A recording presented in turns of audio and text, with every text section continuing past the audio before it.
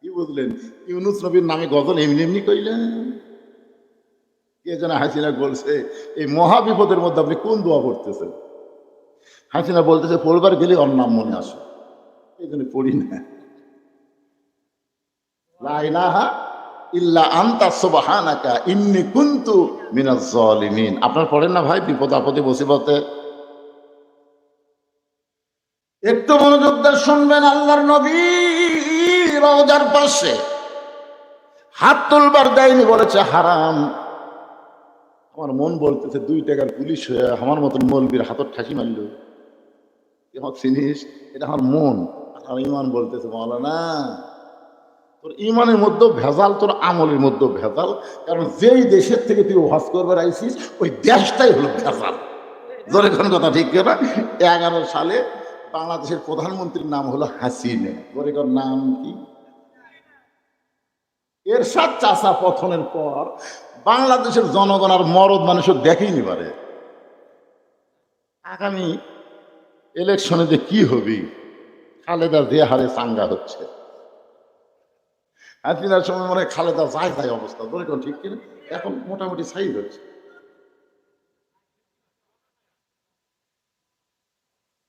আপনারা একটা সিদ্ধান্ত নেন, মা তারাক্তু বাদি আলা উম্মতি ফিতনাতুন আদার রাজুল মিনান নিসাই, রাওয়াহুল বুখারী কিতাবুল ফিতান।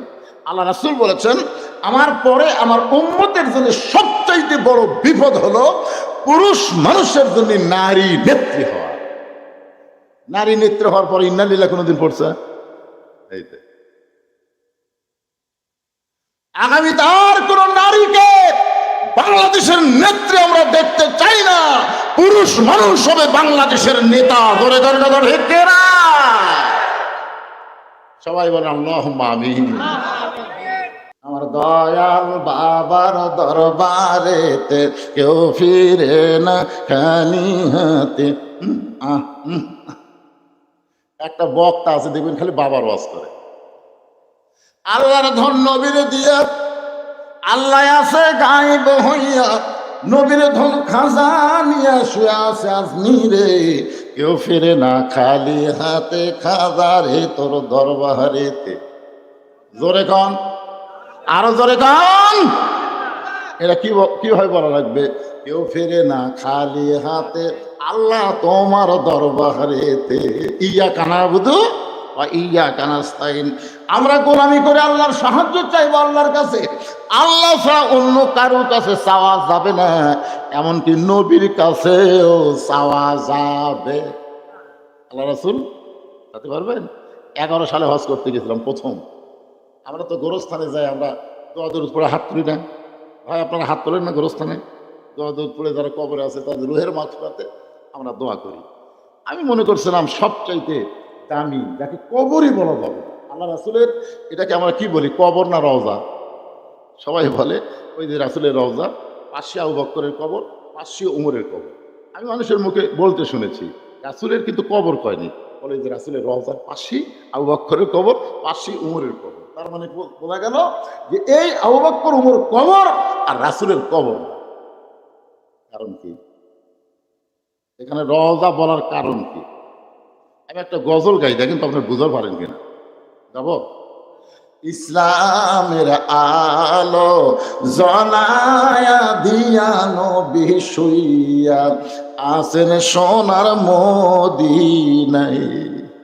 আর যদি আমি এভাবে বলি, ইসলামের পতাকা উড়ায়া দিয়া নবী ময়রা আছেন সোনার মদিনায়। ময়রা কথা যাবে যদি কই খালি গুনা করে। একটু মনোযোগ দিয়ে শুনবেন। আমি বিশ্বাস করি নবী আমার হায়াতুন নবী, এই মনে করে 11 সালে যখন নবীর রওজার পাশে হাত তুলেছি, ইতিমধ্যে 2 পুলিশ এসে আমার হাতের উপর লাঠি দিয়ে ঠাসি দিয়ে বললেন মান্নু কুল্লু হারাম, মান্নু কুল্লু হারাম।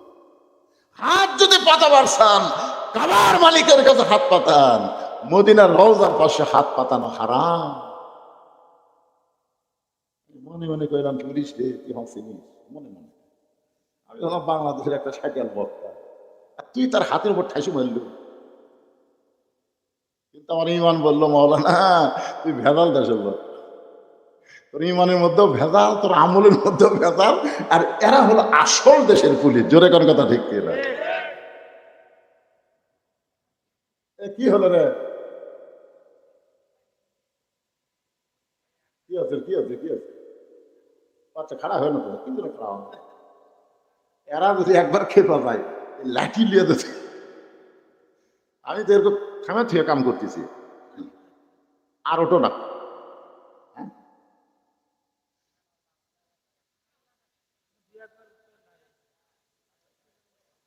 কি বলতেছিলাম, কি বলতেছি একটু মনোযোগ দিয়ে শুনেন। আজকের ওয়াজের শুরু থেকে শেষ পর্যন্ত কবরকে নিয়ে ওয়াজ হবে, কোনো রাজনীতি চলবি না।